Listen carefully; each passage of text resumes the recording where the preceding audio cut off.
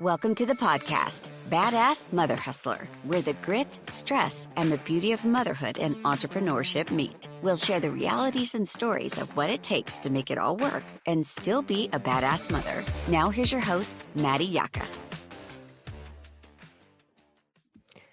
Hey everyone, welcome to another episode. Today I am chatting with badass mother hustler Olivia Moskow. She is a mom of two and the owner of SENECA Income Tax. And every entrepreneur mother has a story, and we can't wait to hear yours. So thanks for coming on. I'm so excited to be here. Yeah, I was so happy when you said that you would come on the podcast because people go through a lot of shit. And like you've been through a lot and you haven't let it beat you down, and you are thriving really. You expanded your business this year. I did. It's finally growing. It's getting to the point where I want it to be. And like when we first met, obviously we talked about like goals of the firm and everything, but I didn't think that it would be happening this quickly. So hopefully you can never guess where things go. No, but I'm excited and nervous. So yeah, it's always a little bit of nerve-wracking. Yeah. So does entrepreneurship run in your family? Yes, my dad actually owned a construction company, well, a flooring company, and then a construction company. And pretty much everyone on his side of the family has owned their own type of, blue collar company. So it just was kind of in the cards for me. So. Did you grow up like around that business or helping with it at all? My dad used to take me on a lot of his jobs where like he'd teach us how to like kick carpets in, and he would take us everywhere. We'd be in his work van all the time. So it was something that I saw. And then obviously as I grew into tax businesses, I was now doing his taxes for his business. So, and I've helped his brother, who also owned a really, really big company, with his taxes and stuff too. So yeah, pretty much since the beginning. Yeah, that's awesome.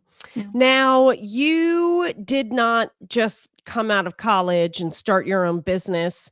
You came out of college and you worked for a Big Four. Yes. I worked for PwC right out of college. It was mayhem, just absolute craziness, working 80 hours a week, sometimes more. Obviously that changed once I found out I was pregnant and doing all the things. It was just not going to happen anymore. I was exhausted, and just when they weren't willing to work with me about like promotions and my hours, I was like, all right, I can't do this anymore. And I kind of trickled down into other public companies, went smaller, who were a little bit more understanding of like being a single mom and doing all of the at-home stuff while also working full-time.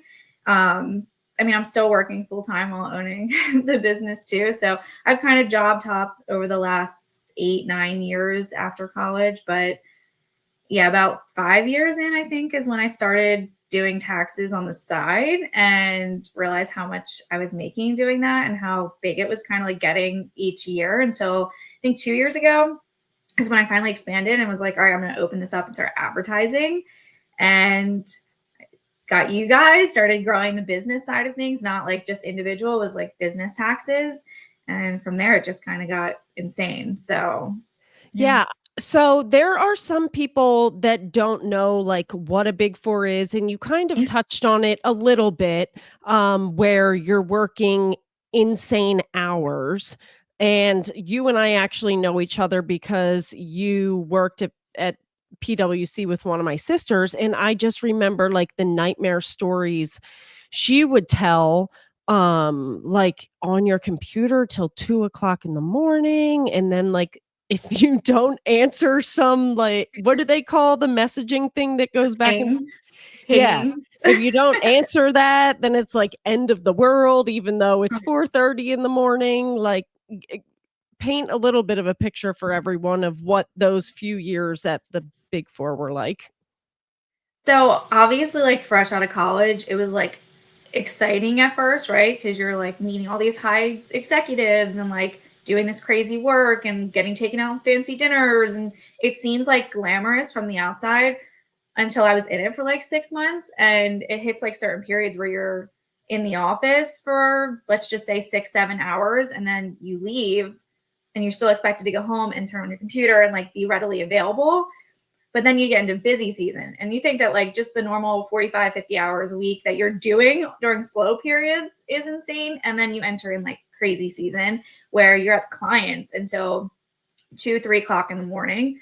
And even if you're not working, you're expected to be sitting there in that room until like your manager or partner leaves. So you're literally at like 45 minutes away from home at a random client, working until crazy hours, had to go home and then be back there by 8:30, 9 o'clock in the morning. So like there was no breaks, there was no napping, there was like there was no time really to like recoup and get back to, like, I've drank more Red Bull in a 3-month span of time than I ever have in my entire life. I had to completely cut out Red Bull. I was having like heart palpitations from how much I had to drink just to like keep myself going.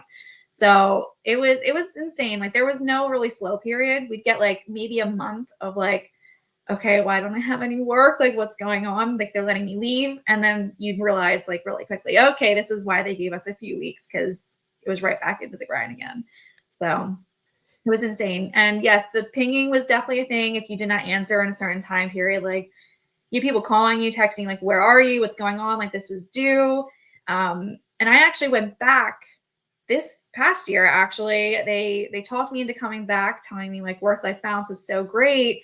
And that was not the case, especially when like a busy season came around and one of my daughters had gotten really sick, and I had to be at like the emergency room because she's throwing up, and like she had a bunch of surgeries and issues back in this time period, which we can get into if that's what you want to talk about a little later. But they didn't even care. They were like, where are you? Why are you not on? Like, we have a deadline. We need to meet this. Like, made it very clear that like kids were not a priority in my life at that point. Like, work had to come first. So it was insane. And I left very quickly. So it was, A big company where they don't give a shit about you and your family, and you're just a worker, and that's it. yeah. And that's not what I wanted. They make it seem like, oh, we have mom groups and we're doing, all these mom leadership roles. But when you really sit back and look at it, like all the women that are in leadership roles, either they don't have kids or their husbands are at home doing 90% of the work, or they have like a ton of family members who can pick up the slack when they're in those time periods. And not that I don't, but it's like my family's all very young. Like, I don't have people at home that are going to watch my kids while I'm working. Like that's just not Well, how it also, works. you're missing out on so much of your child's life. Yeah. And they don't care. Even Yeah. dinners, like they expected, all right, you can go eat dinner for 20 minutes and like be right back online. So yeah, it was depressing. It was a very like sad 4 months that I was there again, that I was like, oh yeah, no, this is not what I wanted. Yeah. So you were there for the first time for how long until you found out you're pregnant? About 2 years, almost 2 years at that point. And Yeah. you were, wow, I'm like 2 years. Well, I don't remember how long Susie lasted. I guess it was 2 years, but it just seemed miserable. Like, and what you said just a few minutes ago, that like 6 months in, you were like, oh, this. Yeah. And like when you don't have any other responsibilities, like working really isn't that big of a deal. Like I didn't have a significant other. I didn't have, kids running around. I didn't even have bills to pay. Like I lived at home still. So like whatever, I didn't care about working until like I wasn't able to do anything else. Like people started like, where are you? Why aren't you coming out? Why aren't you enjoying life? Or when I did get into a relationship, it was like, where are you? Like, why are we not spending time? And it just wasn't working for me anymore. My parents were very concerned. And then when I got pregnant, they were like, you need to take a step back. Like, this is not healthy how much you're working. It was bad. Did you go on maternity leave once you had your first daughter? I did. How long did you get? So I left before I had her, Okay. because they weren't going to promote me if I stayed. And I had her like 2 weeks before their promotion time. So like they couldn't guarantee like if I left that I was going to still get promoted. So I went somewhere else. And then that company gave me, I think it was 12 weeks, which was actually relatively good. If I had stayed, it actually would have been 16 weeks. but it wasn't worth staying for the extra 4 weeks. And then, and they weren't paying me very well, if I'm being honest. Like I was working crazy hours. I couldn't live off that salary. Like there was just no way. Yeah, it's a salary and it's not hourly. So they're just like, whatever. We don't care how many hours you work. Like, No, it's like gross how much, like I started tracking it and how much time I was actually spending doing the work. And I was like, I could make way more money doing this by myself than what they're paying me to do all this work. So, when did you start your side business of doing income taxes? so I think it was about a year after I had Aurora. It was during COVID, actually. I think that's when it really got bigger because a lot of people were like, "Hey, I can't go see my accountant. My sister told me that you're an accountant. Would you mind helping me with my taxes?" And it really just started out just like my sister's friends, my uncles, my sisters, my mom. Like it was very small. Um, and then when I finally left public accounting, because technically when you're in public accounting, you're not really allowed to do taxes for yourself outside. Like you can't make money doing it. And at that point, I really wasn't making money. It was just like helping people out. And if they wanted to, give me a little bit of money here and there, like as a thank you, but I never like charged anybody at that point. But then when I went industry and they didn't care, like whatever you want to do, as long as it doesn't interfere with work hours, you could do. And I was like, all right, like I'm going to try it. Like I have all these people that were constantly asking me. I just didn't have the capacity, or I was like too afraid to do it. And then I just started doing it. And it was insane how many people just referred. I mean, even just your sister alone, like the referrals were insane. And each year it got bigger. I mean, I had to take like a small step back last year when I went back to PwC for a period of time, but I realized very quickly, like, again, I'm not making enough money. I had to sacrifice so much and just to go back there where I wasn't happy. So then when I finally gave up that and I started advertising and blowing up the business again, it just exploded this year. So Now, what was it like trying to still work and you were expanding this side business? You had a little kid, and at this time were you still with your ex or were you not? no, I think that's what kind of like boosted me into doing it is when I finally like left him and I had not extra free time. It sounds terrible, but I was focusing on more of me than I was on like trying to save this dying relationship. And I needed extra cash. Like I was a single mom. I just bought a house. I needed money, and delivering pizzas and working at a pizza place on the side was just like not bringing in the extra cash. So when I realized that I could charge X amount of dollars and was making a good chunk of the money that I was making year round in only a short period of time, I was like, why not do it like this? So it was kind of like the extra boost that I needed to do it on my own. And it actually didn't even start with taxes. I don't think it was more Beachbody. I started like exercising and getting into shape. And one of my girlfriends who got me into this program, she was like, why don't you become like a coach? Like your story is so inspirational. Like leaving, my abusive relationship and like finally taking care of myself. And that's when I started like an actual business, I guess, for myself. And then I was like, I can totally do this with taxes. Like I have all these followings now, like let's just do it with both. And I was managing both businesses while working full time. And I mean, it worked out great. I had plenty of extra free time at that point to do it until I met my husband now. And now that's when things started getting a lot harder managing work, two businesses, boyfriend at the time. And then when we found out we were pregnant with my other daughter, it was just like, oh my God, I'm so overwhelmed, but we made it work. So There are always hurdles being an entrepreneur mom, and some people's hurdles are different than others. Like you said, you got out of an abusive relationship, you were a single mom balancing two jobs, and then you found someone who was amazing and you guys got pregnant again. But then there's like, yes, pregnancy's awesome, but that's kind of a hurdle. I mean, I felt like it was a hurdle when I had Grant because I'm like, oh man, I'm throwing another one into the mix. Like I felt like I just figured it out with Dakota, and yeah, like we had our routines and stuff, and I knew what days I was going to work. But it's amazing. And I feel like entrepreneur moms are just flexible. And if we weren't, then we wouldn't be successful. So we figure it out. exactly. It takes a lot of time to like figure out the new routine. Like I felt like we had such a nice routine before we had our second. And I mean, a lot of it went into Aurora was going to her dad's part of the time. So I had like these extra days where I didn't have to be a mom full time. So it was great. And then when I threw the second one in, I was just like, oh my gosh, how am I doing this? And then you go through the constant sicknesses when they're back in like preschool and trying to work and trying to manage. Like, it was definitely a lot more than I could chew off. Like, definitely not ready to throw another one in there just yet until I get this routine settled. But we're getting there. We're slowly getting into like a nice groove. And I think building my team, which is what I finally got to this year, hiring on other people, because I was like, all right, I am only one person. I can only do so much. And I brought in 2 extra people to like pick up the slack when the kids are sick, or like I want to take a vacation or whatever it may be. It was like, okay, this is the routine that I needed. And I finally got some relief over the last couple of weeks, which was nice.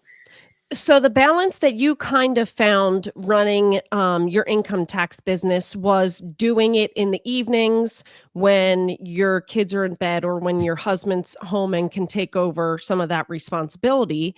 But then I know that in the past year or more, was it one daughter or both of them had like a really bad sickness that you couldn't figure out what it was, right?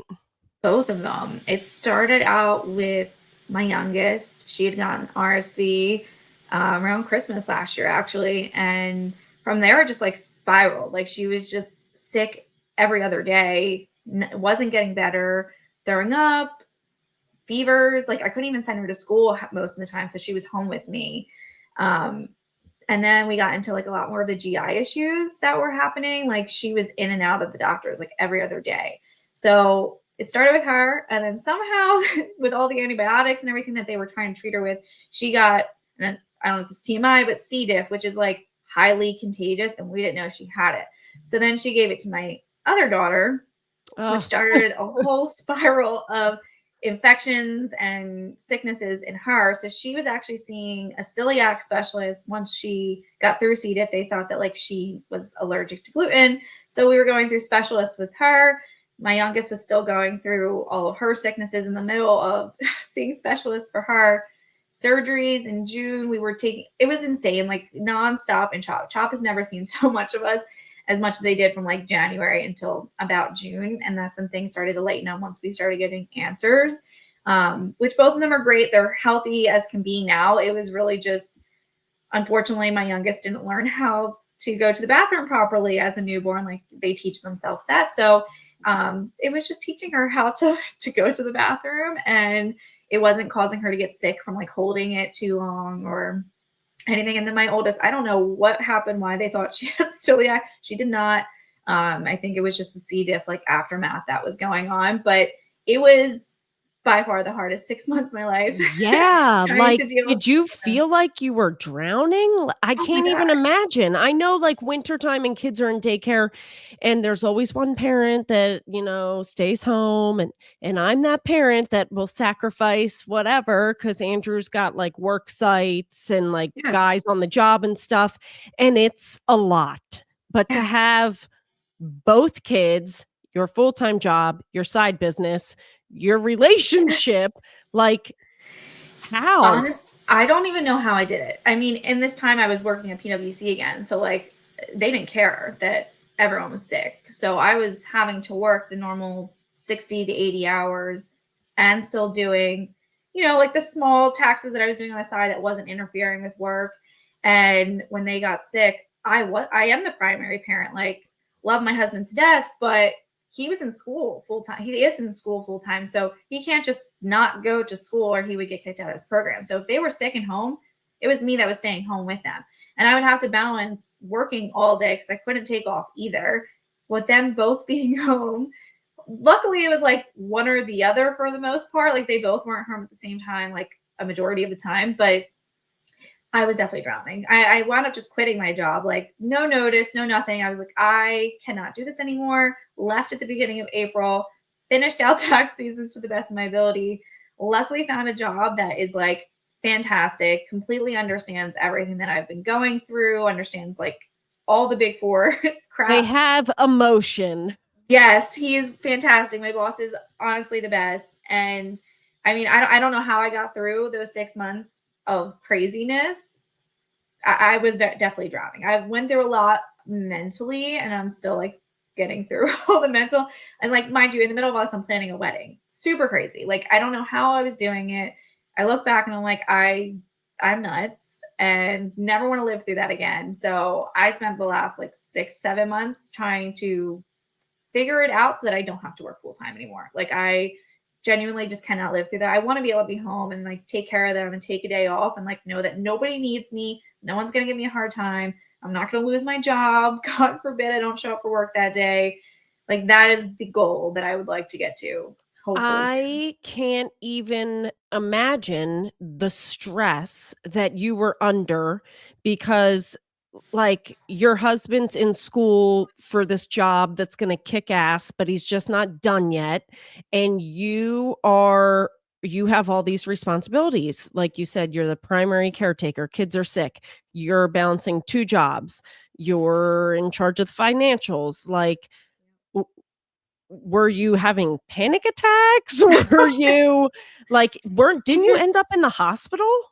Yeah, I wound up having an infection at some point. I don't even know how it happened, but my stress was getting so bad. My doctor's like, you need to start going on anxiety medication. And I'm like, no, no, I'm not there yet.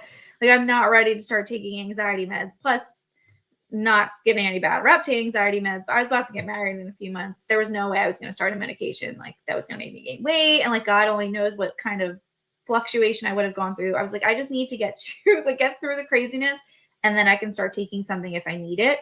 But I don't know if I'm getting anxiety from how overwhelmed I am, or like I'm just an anxious person. So like, I didn't want to treat it without Yeah. knowing exactly what it was. I was going through it though. Like, even still, like, I get anxiety attacks, like, I can feel it happening very regularly if I get overwhelmed. But during that time, like, it was scary. I was like, I'm not in a good place. I wasn't working out as much. I wasn't taking care of myself. I wasn't doing anything for me. It was like all about my kids, which of course it should be, but like not to that extent. Was not prepared for it. It was really hard mentally. I was back in therapy doing all the things, trying to deal with it the best way I could. But it was a scary time for sure. Yeah, you're right, because you weren't sure if it was, like, actual anxiety or if it was just, like, everything being on top of you, Yeah. and now that the girls are better and the big day is over, like, do you feel like weight has been lifted off your shoulders? Yeah, I do. I feel like the last month, like, we got married a month ago, so like just the tension of it not being on my shoulder. Plus, I completely forgot about my daughter breaking her leg. That wasn't even something that I even I threw in there. forgot I about that completely forgot too. too! Oh my God. Because I that was the huge thing that had happened, that I was like, oh my God, I just cannot catch a break. Like, as soon as things started to like, all right, we got through court, we got through all the things, boom, she breaks her leg. Was she in a cast for your wedding? No, I got so lucky. Like, honestly, it sounds so selfish, but when I found out she broke her leg when she did, I was like, there goes the wedding. Like, what am I going to do? I'm going to have to buy a wagon. I'm going to have to. I wasn't, not that I wasn't worried about her, but I was like, oh my God, you got to be kidding me. This You're is the like, last "Here thing I comes needed. a whole 'nother hurdle. I've planned Yeah, everything down to a T for my wedding day," and seriously, I was devastated. And luckily, she was out of the cast 3 weeks before the wedding, but like was in a boot up until like a few days before the wedding. And then she was like fine. She was walking down the aisle perfectly fine, dancing, jumping around. She was so excited. But it was like, I just could not catch a break. Like, this was the one time that I needed like just a little bit of chill. Like, let me get through the craziness of wedding planning, because anyone who's planned a wedding knows the last month is by far the craziest. And oh my God, was it crazy? And having to deal with a 5-year-old that just got set back to like pretty much newborn phase, because I had to get her out of bed and put her on the toilet and get her dressed fully, and showers. I can't even get into the exhaustion it was to give her a shower. Like, never again. I literally will not let her jump on anything right now because I'm terrified of her breaking her leg again. I was Like, like, "Are you telling her you're banned from trampoline parks oh, forever never, until you're never, 18?" never again. I will never let her go in a trampoline park again. She loves trampolines. She forgets that it happened already. She's like, "Oh, let's go to Funzilla." And I'm like, absolutely not. I am traumatized. I didn't even watch it happen. I am traumatized by all of it. I'm like, we can talk in a few years. right now I just need to get through the craziness of this year, and then it can be a discussion. But between all of that, when all of it was said and done, the wedding was done, I felt like nobody talked to me for a couple days. I'm just going to sleep. I deserve it. I worked my butt off to get here. And honestly, the past month has been great. I think I've slept more in the last week than I have in the last like 6 months. That Honestly. is insane. Yeah. So everyone listening, like Olivia does my personal taxes and the business taxes for me. And it's just wild because sometimes I would wake up and I check my phone and I'm like, why is she emailing me at 1:30 in the morning? Like I've been asleep for 4 hours. Yeah. Disgusting. It was honestly like that's the only time I could work. Like I really had no other options but to work that late. Like, and plus sometimes the baby, if I did go to bed early, like the baby would wake me up and then like I'm up. So I would come down and work, or somehow I'd fall asleep after dinner. Like the girls would sucker me into snuggle time after dinner. And after that, like if you haven't been sleeping for pretty much days, as soon as I would lay down on the couch or lay down on the bed, I was out. And it would be like 7 o'clock. But then my husband would come in, wake me up around like 10:30. He's like, all right, it's time to get down there and start working. Like, I don't want to hear you complaining for the rest of the week how you didn't get X, Y, and Z done. So go down there and work. So I would just work super late, and I still do it. It is So what it is. you just sleep like weird hours. That would be like what, a 4 hour nap or a 5 hour chunk of sleep, but not during a regular sleeping time. And then you're No. just Yeah, and then I go to bed around like 3 and then sleep another couple hours, wake up around like 6:30 and do it all over again. You're just conditioned from those PWC days from the whack schedule. I mean, it is what it is. This is what taxes is always been for me. Like, I mean, the work, you gotta work when you can work. Like, it just, that's my pocket of time that I know that I'm the most productive. I mean, obviously, with like my best friend Energize, that's the only thing that I can do is take it right after the kids go to sleep, and I'm in go mode for 6 hours, and then I can go to sleep and wake up and not be fully refreshed, but wake up and get the kids ready and on to my full time job. Like, it's to balance it all. They call it the 5 to 9, but I don't actually do it from 5 to 9. I obviously spend that time with my family, get them to bed, and then my 5 to 9 starts. So it's not my 9 to 5. I do a 9 to 5, and then I do my like 9 to 3 afterwards. And it's just that's what's worked for me. I mean, I go through the burnouts after like a few months of doing those hours, but the slow periods come and I relax and I catch up on sleep, and then I just do it all over again. So, So you've hit burnout more than once. oh yeah. How do Oh you yeah. know that you've been burnt out?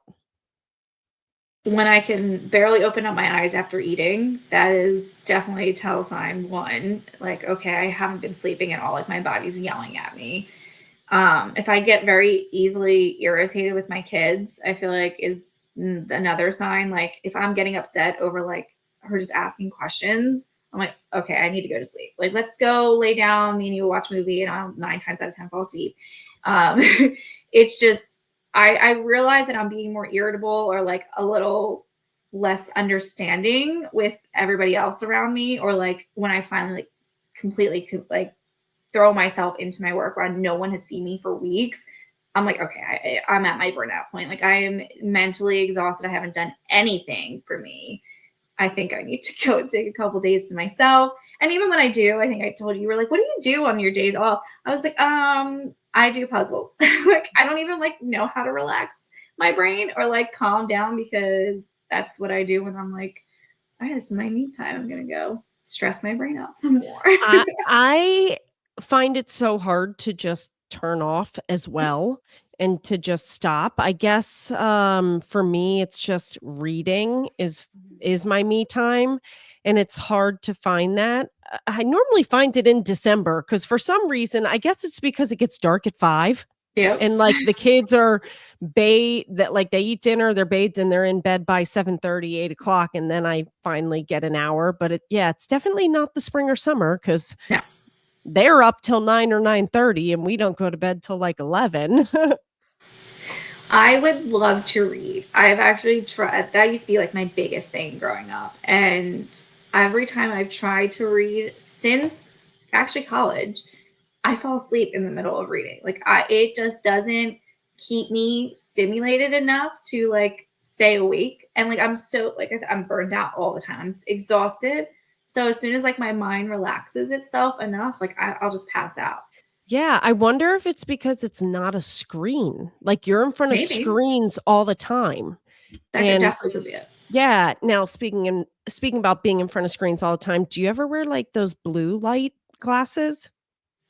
So I actually had LASIK done to treat all like obviously the screen damage, but I also have like covers on my monitors that like help protect with like the blue light or whatever Yeah. it is that causes like I still get strained eyes. I can feel my eyes getting itchy. I keep like eye drops next to my desk at all times.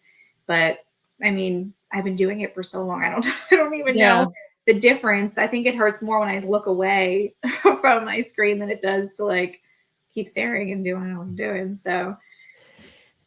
So, balancing motherhood and being an entrepreneur is not always smooth sailing. What do you think is the most stressful thing about managing both roles? The most stressful, um, I think like making the time, like actually scheduling my time effectively. Like I always was great at time management until I became a mom. It is just so hard to like, That's because kids don't follow a freaking no, schedule. You no, can no,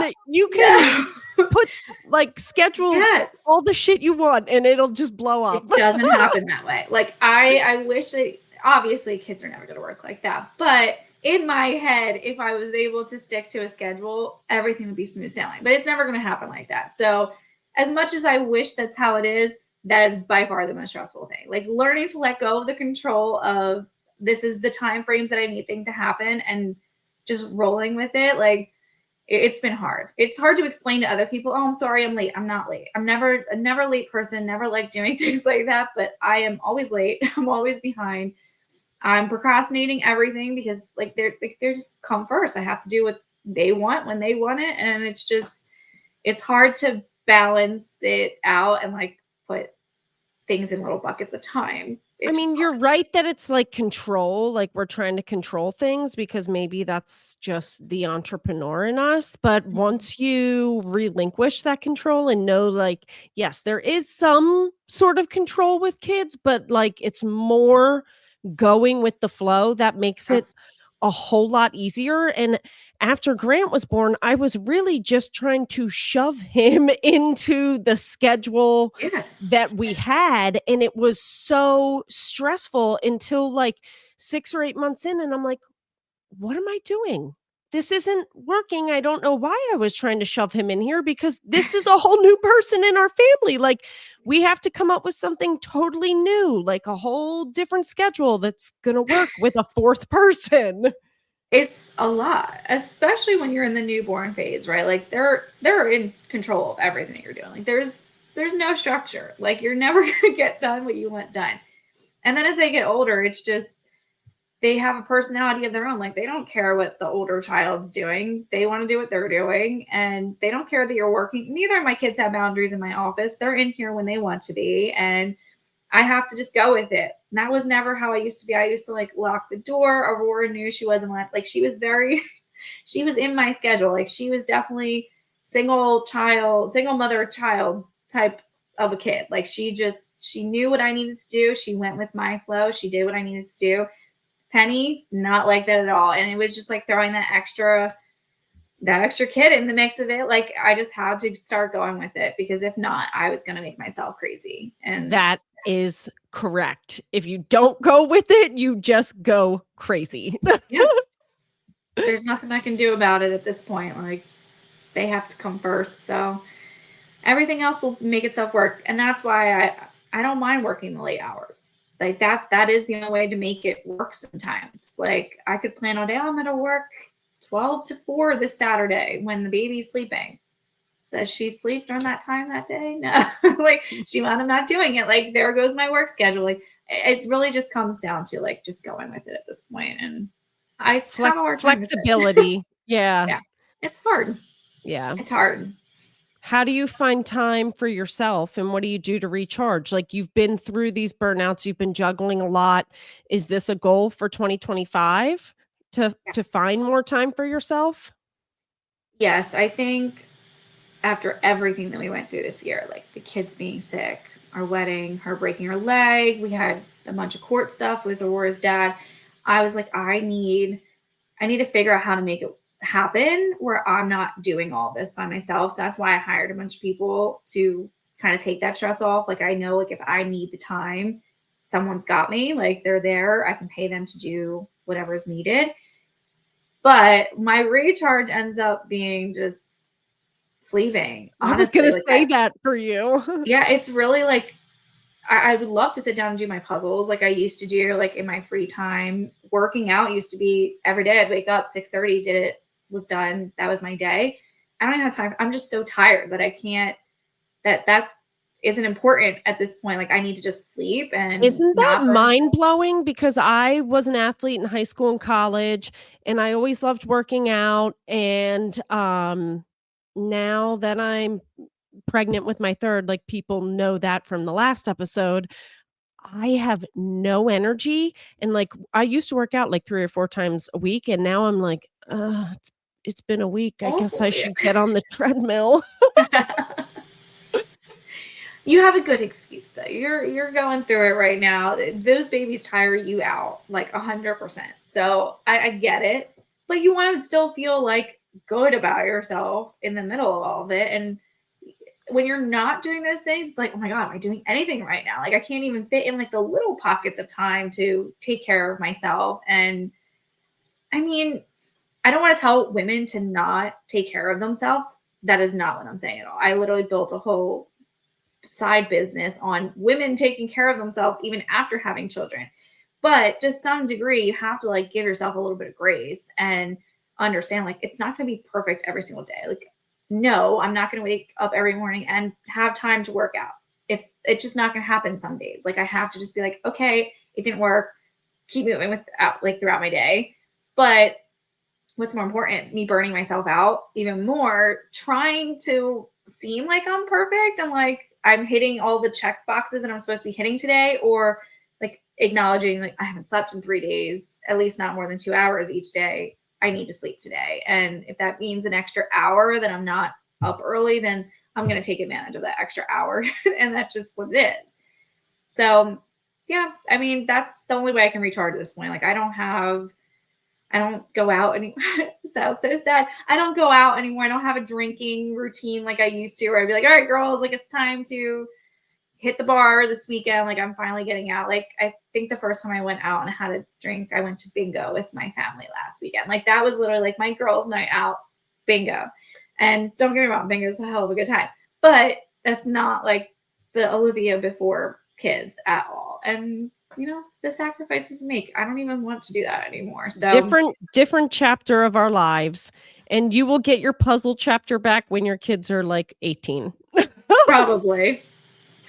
Yeah, no, I can't even pull them out anymore. They just dig through it, or I'm missing pieces by the end of it. I'm like, all right, I just give up. That's what Yeah, it is. yeah. Alright, we are going to switch over to our rapid fire 5 and 5. I'm gonna guess what your ideal chill day looks like, but sleeping? Yes. Sleeping, Oreos, and like binging Netflix or something. Total chill day for me. What do you like to watch on Netflix? Oh, there's so many. I am not gonna lie, I have a guilty pleasure with like Love Island and The Ultimatum and like Love is Blind. Like I will binge watch those all day. Or I'll go back and watch Gossip Girl for like the 20th time. So That's or like One Tree Hill. early 2000s, right? Both of those. Yep. Yeah. They're my shows, they're my comfort zone. It's nice. 24 years ago. Ew. I know. I didn't realize how old that was. Ew. Yeah, that's, like, wild. What are you currently reading or listening to? Um, Little Scandalous. I listen to Call Her Daddy. That's my go-to podcast to listen in the background. And I'm reading It Ends With Us series. Obsessed. Read it. Trigger warning Are for you all of those. actually reading it or are you listening to it? I was actually reading it. Yeah, When I do okay. read, I like to read more. Obviously, like, I didn't finish it because I have a hard time finishing it, and I wound up seeing the movie, cheating it, and now my husband's making me go back and finish the book because and to be fair, I didn't know that that's what the book was about, was, like, domestic violence and stuff, so when I went and saw the movie, huge trigger for me, but then I was like, "Oh my god, I guess I need to go back and finish reading the book because it hits so close to home. I'm like, I need to know what happens, like the rest of it and like the next series. So that's my goal, is to get through the whole series. Yeah. From a business owner perspective, who's your role model? That one's a hard one. I mean, obviously, I look up to my whole family who's owned businesses. Like, they taught me everything that I know. But weirdly enough, my mom is the biggest role model because she didn't get to do it on her own. And she's just taught me how to be an independent person and do it by myself. So she would be my role model if I had to choose. Yeah. What's the song you blast the shit out of if entrepreneur mom life is too much for you that day? I'm gonna sound like such a weirdo. I actually don't hype myself up. I listen to like sad, depressing music when I'm going through it. So, okay, it's between two. If I want to hype up, it'll be All Night Longer with a glass of wine. And Who's that? Who it's sings that? Sammy Adams. It is an old, like, college song I used to listen to. It always puts me in a good mood. It hypes me up, but it has to be like a night that I'm like willing to, you know, be hungover a little bit the next morning because it Yeah. just puts me in that mood. Or if I'm like in my feels and I just need a stress relief, it is any Morgan Wallen song is going to get me Woohoo! through my feels. So Well, I have to say it's a little refreshing to hear that you did not choose Taylor Swift. That seems to be a lot of our mother entrepreneurs love T Swift. I get enough of that with my daughter right now. So no, that is car time with my kids. Yeah. What's some advice that you can give a struggling entrepreneur mom? Take it day by day. Every day is something new. And as in type A, OCD, kind of psychopath over here about everything and every detail, it took a lot out of me to learn to just let go and just let what's going to happen. And you figure it out. Like, each day is going to be different. Just take it day by day and see where it Yeah. goes. Yeah. You listen to Olivia. She's been through a lot. She knows. She Yep. lived that piece of advice. Still doing it. All right. Well, thank you so much for taking the time to come on today's podcast. If listeners wanted to reach out to you, what's the best way for them to get in touch? Definitely email. It's something that I probably check more than my cell phone, oddly enough. So I guess if you want to share my email, or if you want me to say it, it's SENECA Income Taxes at gmail.com. Message me literally at any time. I will be available. Yeah, you're not really going to find her on Instagram. She has an Instagram, but it's like dormant. So definitely email her. I try. It's not there anymore. All right, everyone. So we all start from zero. Don't let the fear of being a beginner hold you back. And we will talk to you next time. Thank you for joining this episode of Badass Mother Hustler. If you loved this episode as much as we did, and it left you feeling inspired and empowered, give us a quick like and subscribe, and we'll invite you back to our next episode. And be sure to share us on your socials and visit our Instagram, Badass Mother Hustler Podcast. We'll see you next time.